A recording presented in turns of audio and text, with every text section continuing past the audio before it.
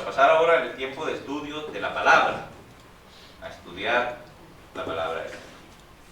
Estamos realizando un estudio que se llama El Mesías, ¿se recuerdan?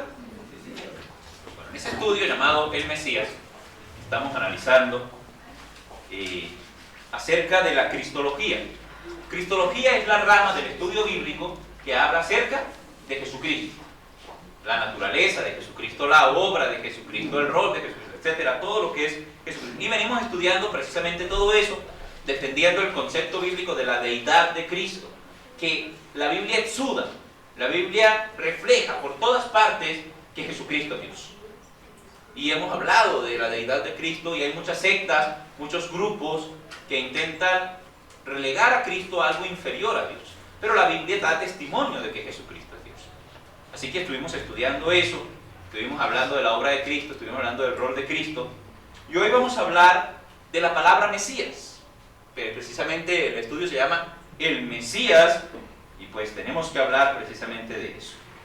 El nombre de Cristo, Jesús, es una traducción al griego y al latino, bueno, al español, de la palabra Yeshua, que es el nombre que originalmente el ángel, en Mateo capítulo 1, versículo 21, el ángel le dice a María, bueno, le llamará su nombre Jesús. Esa palabra Yeshua significa Salvador, Salvador.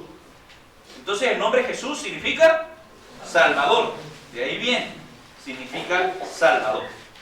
Sin embargo, la palabra Mesías que tenemos aquí y la palabra Cristo del griego, que usamos mucho también para identificar cuál es Yeshua, aquí tenemos un Jesús, incluso un tocayo del Señor, siempre le digo ahí al muchacho, bueno, está Jesús, ¿no? Pero este es Jesús, el de aquí, el de la iglesia. Jesús el Cristo ya es otra cosa, ¿no? Porque estamos identificando cuál de esos Jesús. Entonces, Jesús el Cristo. La palabra Cristo es una traducción al griego de la idea de la palabra Mesías, que significa ungido, significa ungido.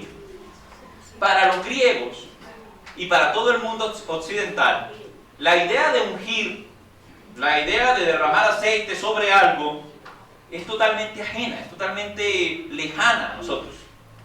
Eso no es algo que uno normalmente hace. Pero allá en las tierras griegas, y para poder entender el término ungido, pues es necesario ir al Antiguo Testamento, entender la cultura hebrea y específicamente la cultura judía con respecto a la práctica pastoril, a la práctica de tener ovejas, de cuidar ovejas.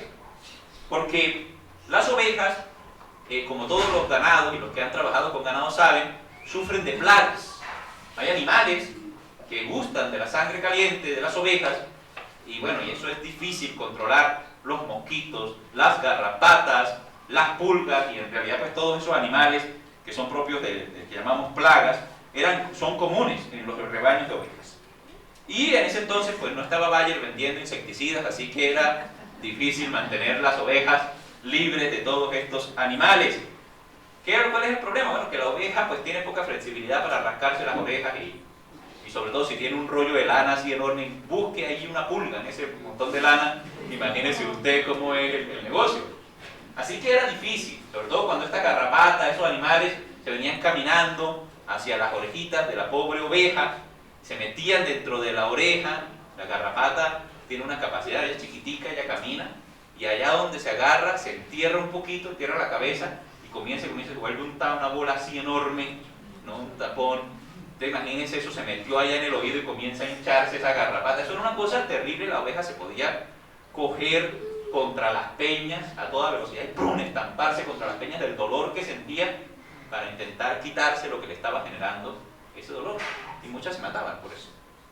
Entonces era un asunto grave, las garrapatas, las pulgas, las plagas, los mosquitos, se metían dentro de la nariz, se metían dentro de...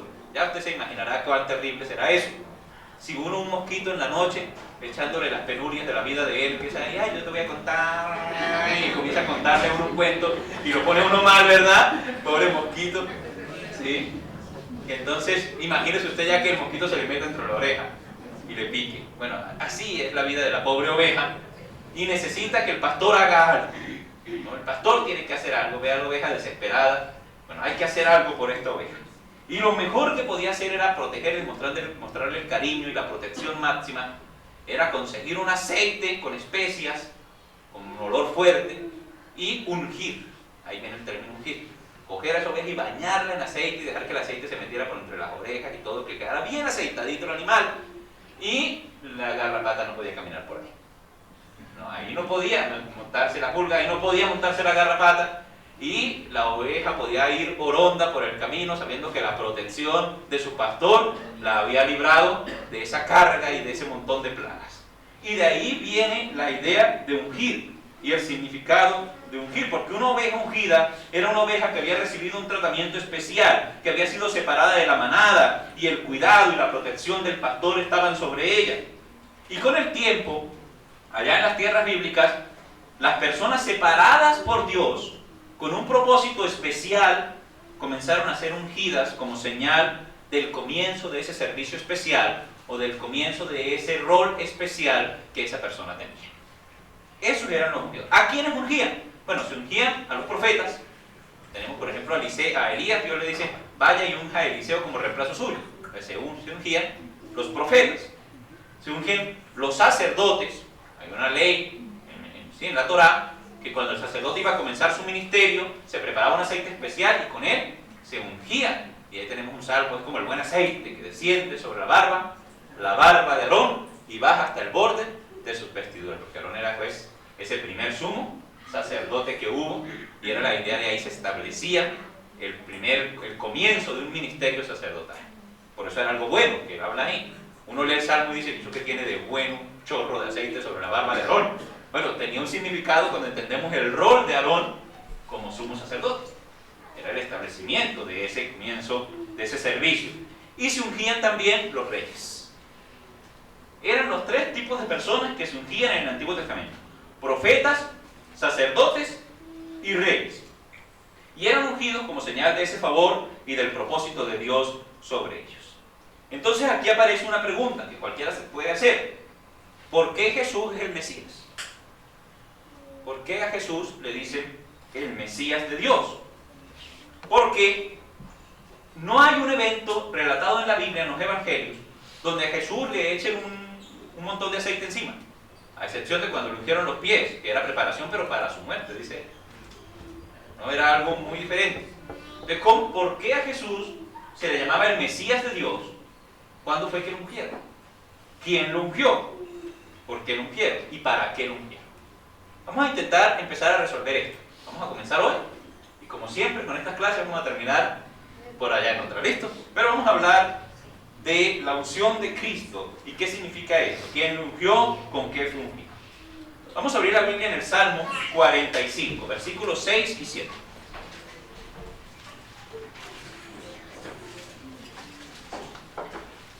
Salmo 45, versos 6 y 7. David, dame un poquitico más de volumen ahí. Un poquitico más de volumen.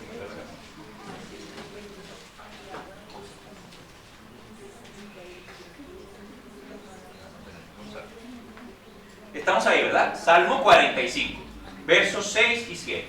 Esta nave va a leer el versículo 6, esta nave va a leer el versículo 7. Gracias. A la cuenta de 3. 1, 2, 3. Tu trono, oh Dios, es eterno y para siempre. Cetro de justicia es el cetro de tu reino. Has amado la justicia y aborrecido la maldad. Por tanto te ungió Dios, el Dios tuyo, con óleo de alegría más que a tus compañeros. Entonces aquí aparece el individuo que ungió. ¿Quién ungió al Mesías? Te ungió Dios. Te ungió Dios, el Dios tuyo, con óleo de alegría más que a tus compañeros. Esta profecía tan interesante, que está pues citada en Hebreos capítulo 1, versículo 9. Es decir, si usted abre la Biblia ya no en Salmos, sino en Hebreos capítulo 1, versículo 9, va a encontrar exactamente las mismas palabras, pero va a encontrar la explicación. Va a decir, miren, estas palabras las dice la Biblia acerca de Jesucristo. Dice. Por eso dice tu trono, oh Dios, y luego dice el Dios tuyo. Porque sabemos y ya hemos estudiado que Jesucristo es Dios, pero que el Padre es Dios también, ¿no? Y entonces dice, tu trono, oh Dios, como leíamos en el Salmo 72 también, es eterno, es para siempre, el cetro de justicia es el cetro de tu reino, pero luego dice, por eso te ungió Dios, el Dios tuyo. Entonces ya sabemos que Cristo aquí mismo lo mostró en la tierra cada vez que hablaba con el Padre y le reconocía como su Dios, ¿verdad? Y ahí tenemos entonces, ¿quién le ungió? ¿Quién ungió al Hijo? El Padre. El Padre. Ahí tenemos entonces la respuesta. ¿Quién ungió a Cristo? Lo ungió el Padre. Ahora, con respecto a con qué fue ungido, qué aceite se usó, hay otro pasaje mesiánico en el Antiguo Testamento que nos aclara cómo fue ungido o con qué fue ungido Cristo. Isaías capítulo 61, versículo 1. Ahí lo tenemos en el tablero, miren. Y dice, el Espíritu de Jehová el Señor está sobre mí, porque me ungió Jehová.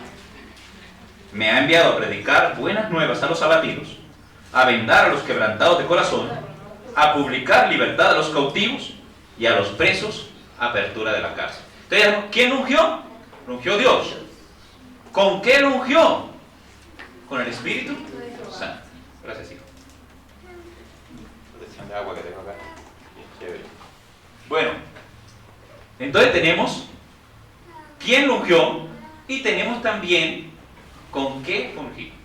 Tenemos cantidad de textos en el Nuevo Testamento que usted lee y habla, nosotros tenemos la unción del Santo, ¿sí? Que fuimos ungidos con el Espíritu Santo. Entonces es natural que cuando se habla del Espíritu Santo, aunque el Espíritu Santo es una persona, para entender la obra que hace el Espíritu Santo sobre los creyentes y la obra que hizo el Espíritu Santo cuando Cristo estuvo aquí en la tierra, para entender eso se usan terminologías de cosas.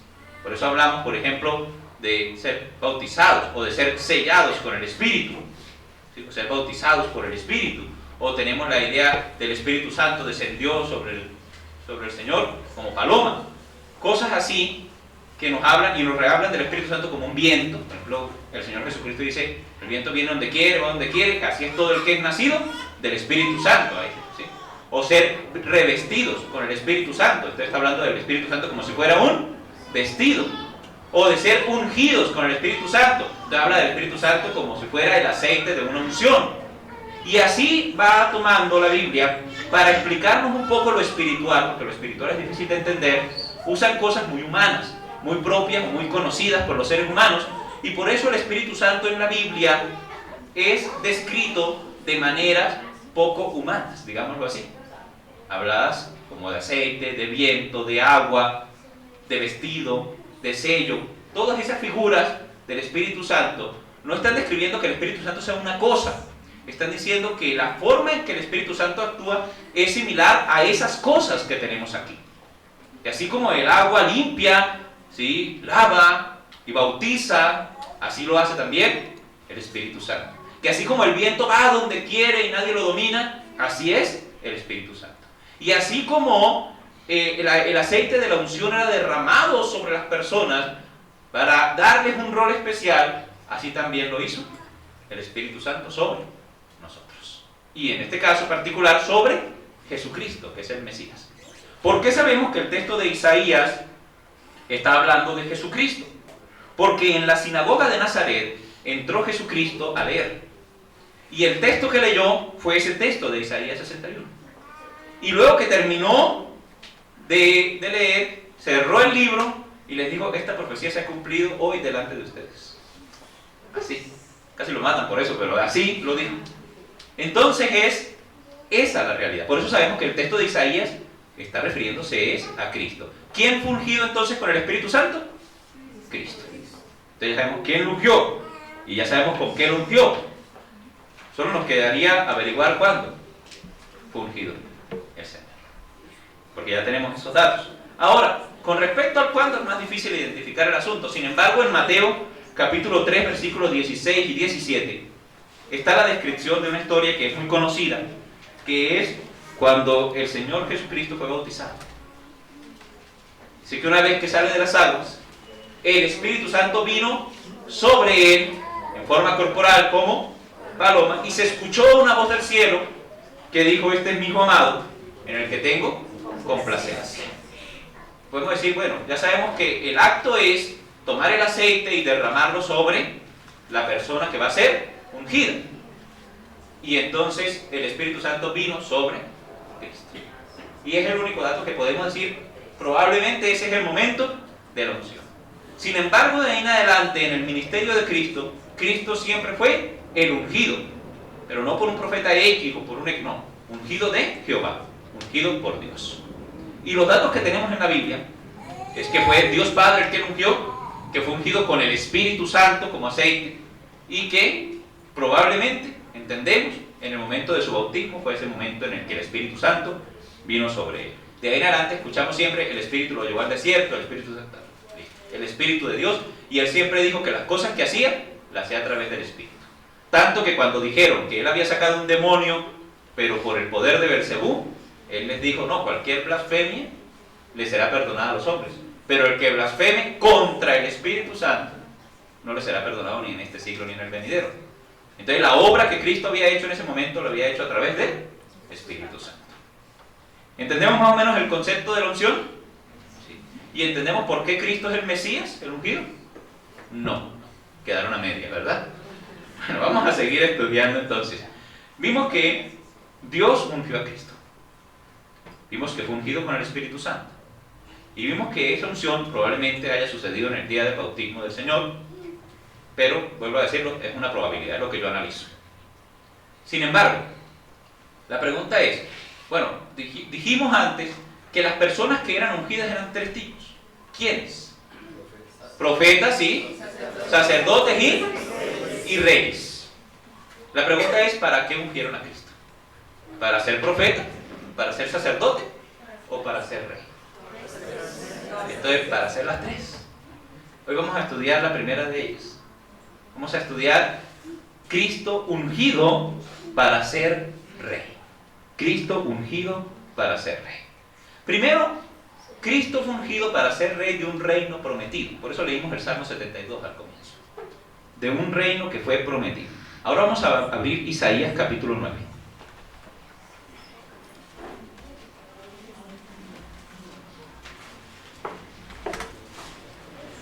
Isaías capítulo 9, versículos 6 y 7. Vamos a pedir a la nave de la mano izquierda, así de este lado, que me hagan el favor de leer esta cita, bien fuerte. Isaías 9, 6 y 7. ¿Listo? A la cuenta de 3. 1, 2, 3. Porque un niño nos es nacido, hijo nos es dado, y el principado sobre su hombro. Y se llamará su nombre admirable, consejero, Dios fuerte, Padre eterno, príncipe de paz.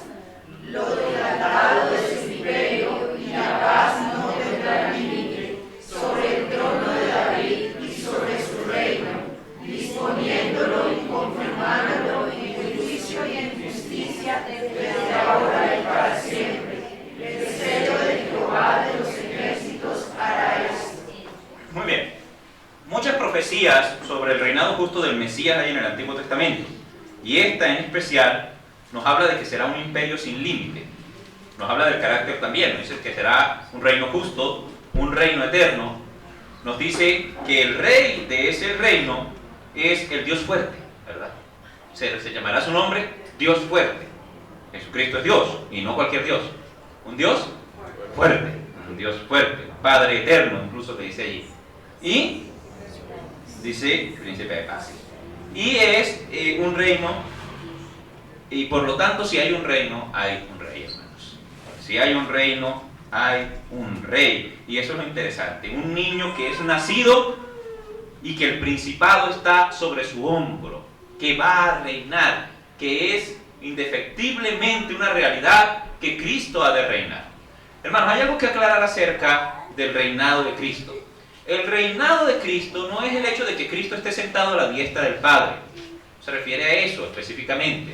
El reinado de Cristo es un reinado aquí, terrenal.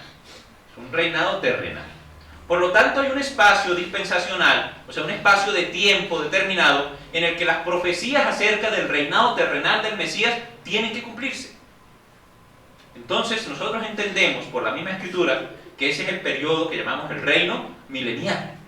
Que la Biblia nos habla de un reino de 1000 años, un reino terrenal del Mesías, en el que Él someterá a las naciones de la tierra.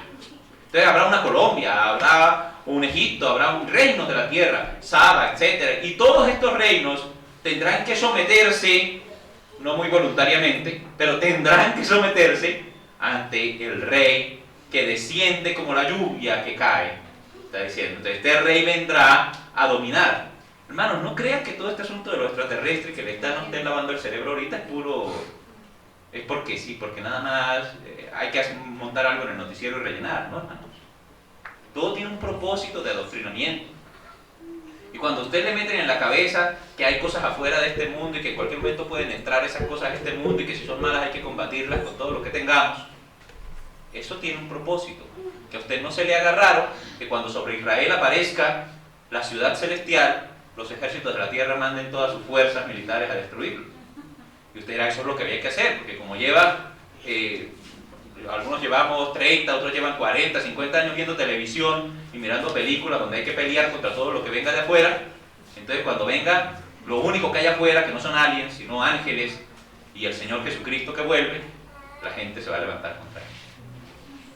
¿Te das cuenta que no todo tiene un sentido? Las cosas no suceden porque sí. Hay adoctrinamiento detrás de todo. Usted no se coma todo lo que ve por televisión, ni lo que lee en internet, ni lo que le dicen. Para eso está la Escritura, para llevarnos a entender la verdad. Así que vendrá un reinado físico, terrenal de Cristo, y nosotros estaremos ahí, porque la Escritura dice que nosotros reinaremos con Él y regiremos las naciones con vara de hierro. Al que no le hayan pegado un varillazo alguna vez, no sabe lo que es una vara de hierro, pero una vara de hierro tiene que doler terriblemente, ¿no? Está diciendo con fuerza real. Así que será un gobierno donde las naciones se tendrán que someter no a las buenas, sino a las malas, delante de ese rey. Y es un reino terrenal. Cualquier otra explicación que se le quiera dar a ese milenio es descartar todas las profecías del Antiguo Testamento. Entonces, cuando algunas líneas cristianas dicen, no, eso nunca va a suceder, no, el reinado de Cristo es que Dios gobierna en tu corazón. No, hermano, deje de interpretar las profecías así. La Biblia tiene una regla de interpretación. La interpretación del texto bíblico siempre es literal, a no ser que la misma Escritura especifique lo contrario. ¿Sí? Cuando la Biblia nos habla de un gobierno del Mesías terrenal, donde se cumplirán todas estas cosas, y nos dice, vean, el oro de Saba va a llegar allá a los pies de Cristo. Todas esas naciones van a llegar allá y se van a doblegar. Los reyes de la tierra se tendrán que humillar delante de Cristo, que lo leíamos en el Salmo.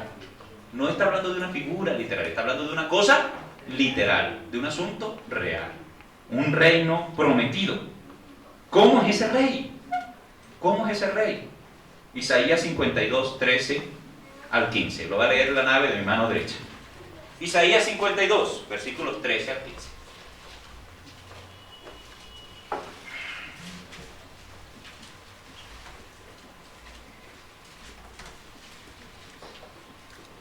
¿Estamos ahí? Isaías 52, versículos 13 al 15.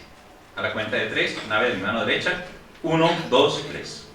He aquí que mi siervo será prosperado, será engrandecido y exaltado, y será puesto muy en alto. Como se asombraron de ti muchos, de la manera que fue desfigurado de los hombres su parecer, y su hermosura más que la de los hijos de los hombres.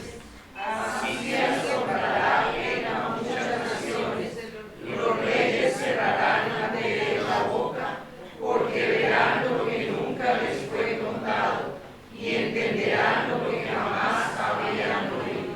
Bien. Todas las profecías del Antiguo Testamento de carácter mesiánico tienen una característica, y es un valle en la mitad. Es como si usted se parara en una montaña y mirara hacia el horizonte. Y usted ve allá los cerros, ¿verdad? Incluso los ve como uno solo. Pero en realidad está usted mirando varias montañas hacia el horizonte. Cuando un profeta miraba hacia el futuro y escribía estas profecías, se ponía en una parte del tiempo mirando hacia el futuro, lo que Dios le mostraba. Entonces todas las profecías tienen una mezcla de los sufrimientos de Cristo y las glorias que vendrían tras ellos. Así lo dice la Escritura. Ellos profetizaban acerca de los sufrimientos del Mesías y a su vez alcanzaban a ver allá al fondo ese mismo Mesías que había muerto, que había sido desfigurado, que había sido torturado, que había derramado su sangre por los pecados de los hombres. Lo veían allá sentado también en un trono reinando eternamente. Por eso las profecías eran tan difíciles de entender, porque decían, morirá, entregará su vida por los pecadores, llevará el pecado de muchos, etcétera, etcétera, será despojado, y luego decían, y su reino será eterno. Porque miraban, bueno, el futuro, depende de cómo usted mira el tablero, ¿no? Pero miraban aquí, miraban hacia el futuro y veían todo revuelto. Todo de alguna manera en la misma visión, veían todo. A pesar de que en la mitad había un valle en el que nosotros estamos parados. Y estamos esperando, vemos hacia atrás y vemos ya cumplida la muerte. Y vemos hacia el futuro y vemos que nos falta ver el trono y el rey sentado en el trono. Pero la profecía es real. Y así como se cumplió perfectamente y a cabalidad los detalles proféticos acerca de la muerte, se cumplirán perfectamente y a cabalidad los detalles proféticos acerca del gobierno eterno del Mesías. Y por eso es tan rico estar en este momento de la historia. Porque miramos hacia atrás y vemos cumplida casi toda la Biblia. Y sabemos que nos faltan algunas cositas por ver. Y vemos cómo se van cumpliendo muchas de ellas hoy. Y estamos completamente seguros que el Dios que hizo cumplir las cosas del pasado será el Dios que haga cumplir las cosas del futuro. Y estamos en un momento privilegiado. Por eso, hermanos, algunos dirán, no, pero tan difícil que es vivir ahora en tiempos de fe, donde uno no ve nada y tiene que creer. Pero es que ya hay suficiente evidencia para creer. Ya se ha cumplido prácticamente todo lo que usted necesita para creer. ¿Qué más espera? Cuando usted habla de Elías por allá, cuando usted habla de los días de los profetas del Antiguo Testamento, ellos sí miraban todo hacia el futuro. Pero usted puede mirar hacia el pasado y ver cumplida a cabalidad las Escrituras. La Biblia es un libro completamente confiable. Todo lo que dice en la Escritura se ha cumplido. Todo se cumplirá. Cuando Daniel profetizó de los reinos y hablaba de cada uno de ellos y de cómo serían, era una profecía. Él no había visto nada. Él todavía tenía que verse las caras con Nabucodonosor todos los días, y sin embargo sabía que ese reino se iba a acabar, y que se iba a levantar otro, y otro después de ese, y cada uno dio sus características, y cada uno de esos reinos se levantaron. Se levantaron los babilonios y cayeron, se levantaron los medopersas y cayeron, se levantaron los griegos y cayeron, se levantó Roma y cayó. Y hoy en día estamos esperando la venida del reino eterno. Y qué maravilla estar en este momento de la historia, porque es un reino prometido, con un rey que asombrará a muchos, un rey que sería desfigurado, su hermosura desaparecería bajo los golpes y las humillaciones y los látigos. Pero ese rey que sería desfigurado haría que los reyes cerraran ante él la boca, y eso nos hace mirar hacia el futuro del gobierno de ese rey. Verán lo que nunca les fue contado, entenderán lo que jamás habían oído. Y es este rey desfigurado hasta asombrar a los que lo vieran, pero también nos habla de ese sacrificio que sería la manera de llevar su testimonio a todas las naciones y de abrir el entendimiento a los seres humanos. Entenderán. Hermanos, qué maravilloso poder decir, leo la Biblia y entiendo de qué está hablando. Es un privilegio grandísimo que Dios nos dio a nosotros. ¿Sabe por qué? Porque el Señor Jesucristo dijo, les conviene que yo me vaya. Si yo me fuera, les mandaré otro consolador, el Espíritu de verdad. Él los conducirá a toda verdad. Si usted entiende algo de la Biblia, no se eche flores, no diga, ay, vea, como yo entiendo de la Biblia. No, hermano. Dele gracias a Dios, Señor, te doy gracias. Porque según la profecía de Isaías, ese entendimiento me lo has dado tú. Me permites entender tu palabra. Entonces el Evangelio es hoy, como en aquel entonces, la manera en la cual Cristo cierra la boca de los hombres, sin importar si son mendigos o son reyes, hombres que, asombrados por el hecho de que Dios mismo haya tomado forma de hombre y haya venido a morir por sus pecados, no les queda sino callarse y dejar que Dios haga, y que Dios reine, y que Dios gobierne. Cristo es el Rey perfecto prometido a los hombres. Entonces ahí está, ¿para qué fungido? Para ser Rey. Porque Dios había prometido un Rey. Porque Dios había prometido un rey no como los otros reyes, sino un rey justo y un reino eterno. Y para eso se necesita un rey justo y un rey eterno. Y qué maravilla que Cristo cumple entonces para ser el rey eterno de ese reino eterno. ¿Otro ratito?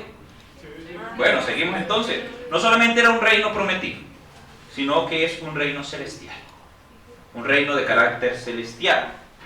Porque cuando el Señor estuvo en la tierra, había una frase en la predicación muy interesante, que eso está en Mateo capítulo 4, versículo 17, no aparece allí. Pero lo interesante es que el Señor comienza a predicar y dice que repetía lo mismo en todas las predicaciones que hizo una vez que comienza a predicar. Empieza a decir, arrepentíos porque el reino de los cielos se ha acercado. Y era una frase como, ¿te manqué?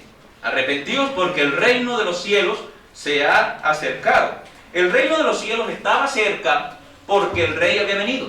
Por eso el reino estaba cerca. Esa es la razón por la cual el reino estaba cerca. Entonces usted dice, vino las noticias y dice, hubo un acercamiento entre el gobierno de Panamá y Colombia. ¿Por qué? Porque el presidente cogió el avión y se fue allá y está unos días allá hablando con la gente allá. Entonces eso es un acercamiento de gobierno, ¿verdad? Porque hay un embajador que está haciendo una gestión. Si hay un representante de ese reino allá. Entonces cuando Jesús decía, el reino de los cielos se ha acercado a la tierra, lo que estaba diciendo es, el rey del cielo ha venido a visitarnos. Eso es lo que está diciendo. Así que Cristo, ya usted cuando lea eso, que se repite mucho en la Biblia, usted entiende de qué está hablando Cristo. Él es el rey y está en la tierra, por lo tanto el reino de los cielos se ha acercado. Y la acusación que los judíos hicieron sobre Cristo ante las autoridades romanas era precisamente esa. Él dice que es rey. No tenían con qué acusarlo, porque Cristo había cumplido la ley de cabalidad. Así que no tenían con qué acusarlo. Y van allá donde el rey, donde Pilatos, y le dicen, no, que él anda diciendo aquí que él es el rey. Que él es el rey. Y entonces, vamos a un diálogo muy interesante. Jesús y Pilatos. Un rey terrenal, un rey celestial. Vamos a mirar una parte de esa conversación. Juan 18, 33 al 37.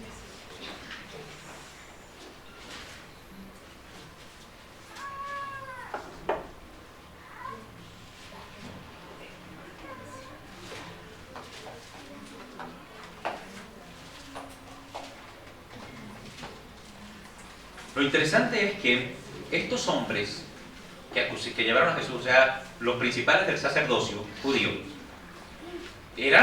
no les gustaba el Imperio Romano, ellos eran enemigos del Imperio Romano. Sin embargo, cuando fueron a matar a Jesús, intentaron, para ellos librarse de la ira del pueblo, usar las autoridades romanas que los tenían sometidos como verdugos de Jesús, y lo lograron. Pero fueron donde Pilatos y le dijeron, este hombre dice que es el rey de los judíos, y nosotros no tenemos otro rey sino a César.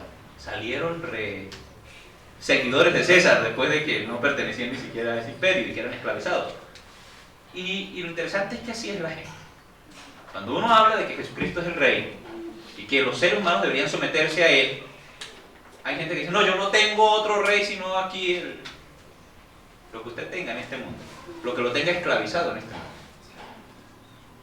Algunos prefieren estar sometidos al vicio, otros prefieren estar sometidos al desorden sexual, otros prefieren estar sometidos a las políticas gubernamentales humanas, prefieren convertirse en seguidores de un ser humano cualquiera que someterse al gobierno de Cristo. Y en ese momento el ser humano está actuando como actuaría esos sacerdotes equivocados. Bueno, ¿están ahí Juan 18? 33 al 37. Vamos a leer juntos, ¿listo? Quiero escuchar la voz de todos. Juan 18, 33 al 37. Comenzamos a la cuenta de 3. 1, 2, 3. Entonces Pilato volvió a entrar en el pretorio y llamó a Jesús y le dijo, ¿eres tú el rey de los judíos? Jesús le respondió, ¿dices tú esto por ti mismo o te lo han dicho otros de mí? Pilato le respondió, ¿soy yo acaso judío? Tu nación y los principales sacerdotes te han entregado a mí. ¿Qué has hecho? Respondió Jesús, mi reino no es de este mundo. Si mi reino fuera de este mundo, mis servidores pelearían para que yo no fuera entregado a los judíos. Pero mi reino no es de aquí. Le dijo entonces Pilato, ¿luego eres tú rey? Respondió Jesús, tú dices que yo soy rey. Yo para esto he nacido y para esto he venido al mundo, para dar testimonio a la verdad. Todo aquel que es de la verdad Paremos ahí. Paremos ahí. Este es un diálogo muy interesante, con una serie de principios espirituales y una serie de cosas increíbles. Y Jesús estaba hablando con un rey humano. Ahí estaba Pilato en el pretorio, con Jesús como acusado, y la acusación que le habían dado es, él dice que es el rey. Él dice que él es rey. Y entonces Pilato, viendo a un hombre igual, aún, si no hubiese sido así, si Pilato estuviera frente a un hombre loco, que se cree rey, aún eso no sería suficiente razón para mandarlo a matar. Aún eso. Pero Pilato decidió hablar con Jesús, no simplemente descartar el asunto y decir, no, me van a traer un loco aquí a que yo juzgue. No, llévense a ese hombre. No. Pilato decide hablar con Jesús. Y va a donde Jesús y le pregunta a Jesús directamente, ¿eres tú el rey de los judíos? Y Jesús le hace una pregunta a Pilato directamente, le responde con una pregunta también, y él le pregunta, ¿tú me estás diciendo que yo soy rey por ti mismo? ¿Crees que yo soy el rey? ¿O porque otros vinieron y te dijeron que yo era rey? Y ahí radica la importancia de este diálogo.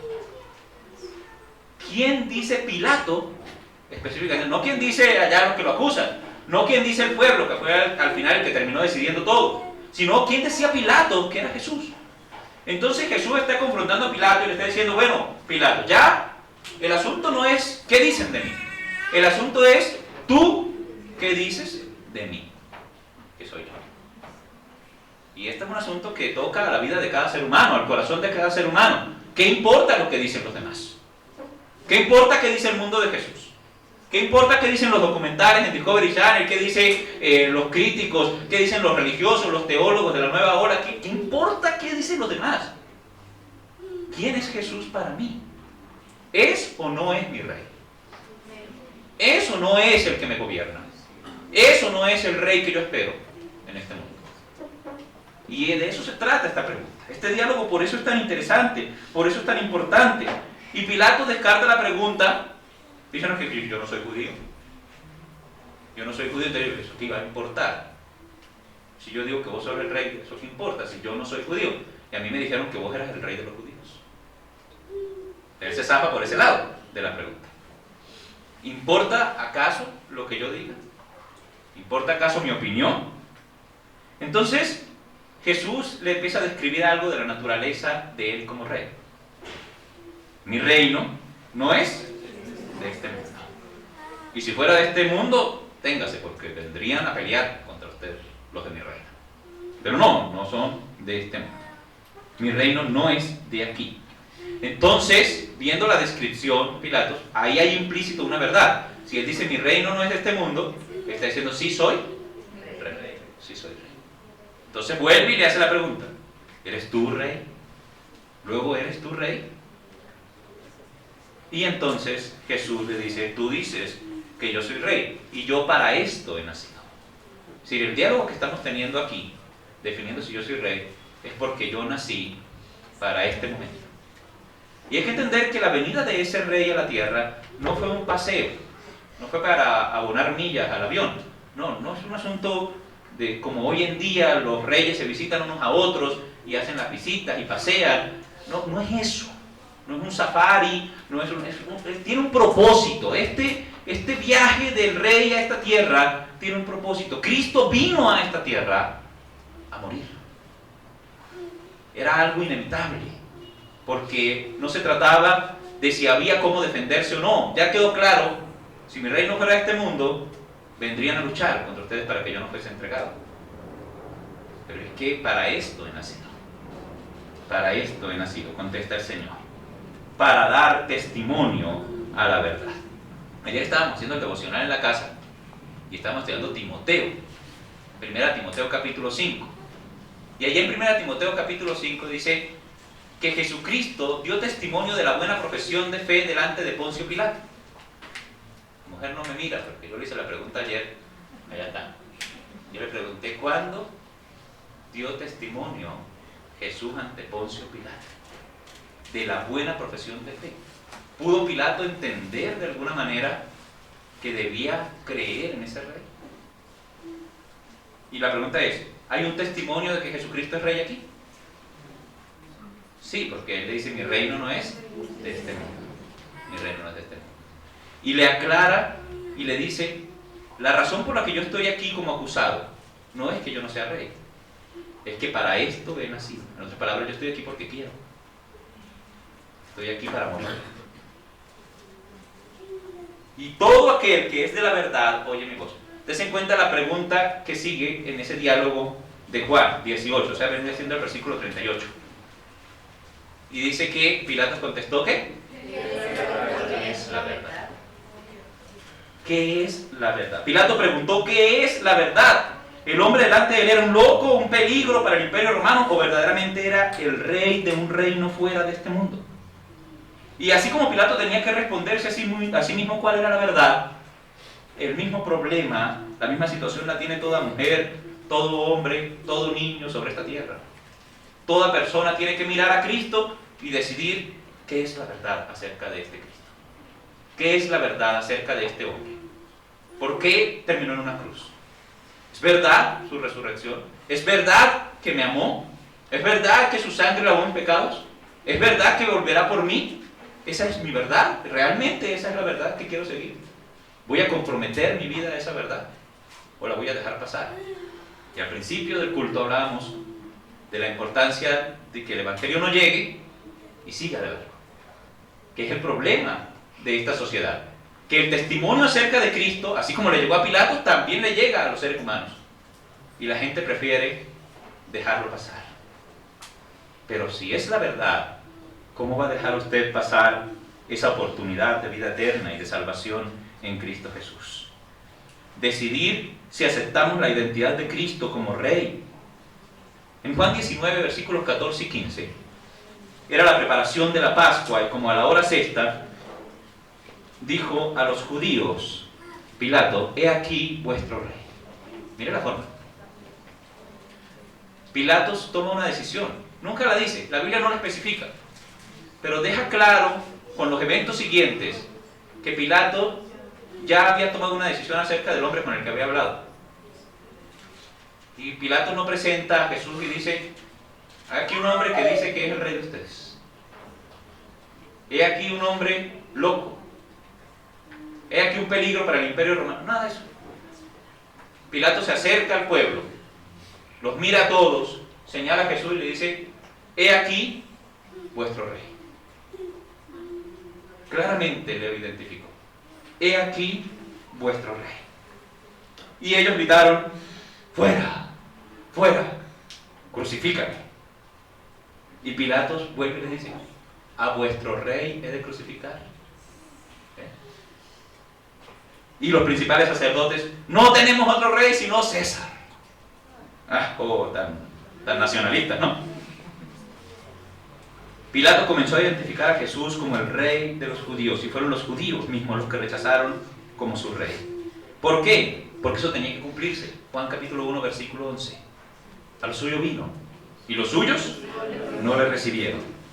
Y al final, en la cruz, sobre Cristo, reposaba el testimonio de Pilatos. Eso era una cosa muy brutal para los judíos. Ya Pilato le había dicho, este es su rey, crucifícale. ¿Voy a crucificar a su rey? Sí, porque no tenemos otro rey sino ese. Bueno, listo. Juan 19, 19 al 22.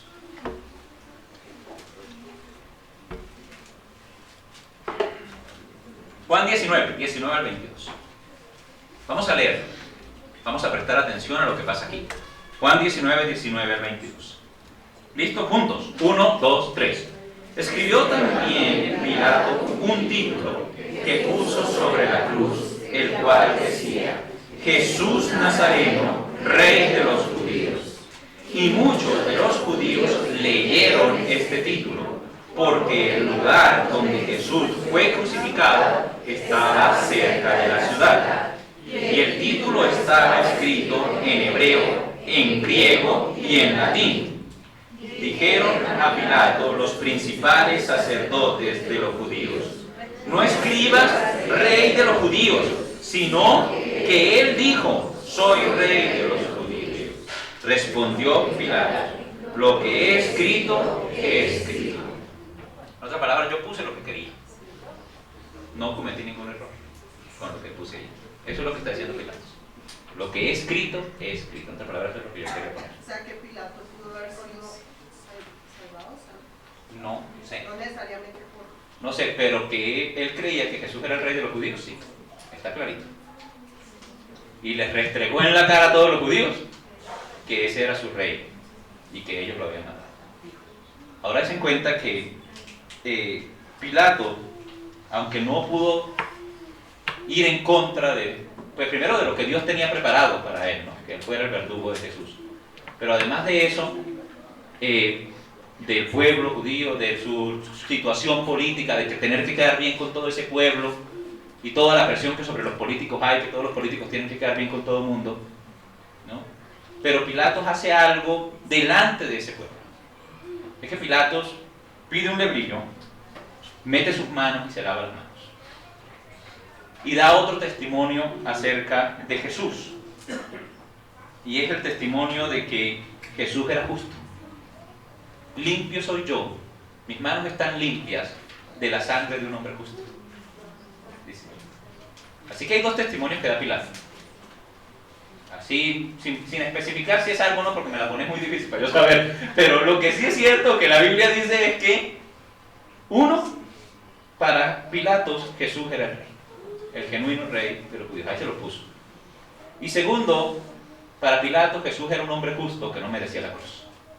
Esos dos conceptos están muy claros con el proceder de ese hombre. Sin decir que Pilatos era bueno, sin decir que Pilatos era salvo, ya eso no lo sé. Pero lo que sí es cierto es que hoy en día todos los hombres tenemos la misma situación. Ahí está Jesús. ¿Es el rey o no es? ¿Es el justo que murió por los injustos o no es? Y lo que yo diga que es, eso tiene una implicación muy grande para mí, no para Jesús. La identidad de Jesús no va a cambiar porque yo diga que no. Jesús seguirá siendo el Rey eterno. También lo tendré que ver en ese trono y mis rodillas tendrán que doblarse delante de Él. El problema no es para Jesús, si yo creo o no creo. El problema es para mí, si yo creo o no creo en Jesús. Ahí está entonces eso. Por eso, en Mateo 27-24, Él se lava las manos sobre la crucifixión. Porque Pilatos dejó clara su postura. Para que Jesús no pretendía, como lo haría un loco, no era un mentiroso. Para Pilatos el hombre en la cruz era el genuino rey de los judíos. Su pueblo lo había rechazado y por eso él se lavó las manos antes de crucificarlo. Y entonces, acerca de tomar una postura con respecto al reinado de Cristo, los creyentes deberíamos aprender un poquito de Pilatos. ¿En qué sentido? En no permitir que la presión social, porque Pilatos tenía una presión terrible sobre él, no era cualquier cosa, todo el pueblo gritando ahí en ese pretorio, ¿no? Todo el pueblo desaforado, gritando que lo crucificaran. Imagínense todo el mundo gritando al mismo tiempo. No había ni cómo pensar bien para este hombre. Así que, a pesar de la presión, Pilatos dejó claro su testimonio. Su testimonio. Es justo y es el rey. Y dijo, lo que he escrito, he escrito. Eso es lo que pensaba escribir. Si tan solo Pilatos hubiera conocido la respuesta a esa pregunta, ¿qué es la verdad? Porque nosotros sí tenemos respuesta a esa pregunta. ¿Qué es la verdad? ¿Verdad? En Juan 14:6. ¿Qué es la verdad?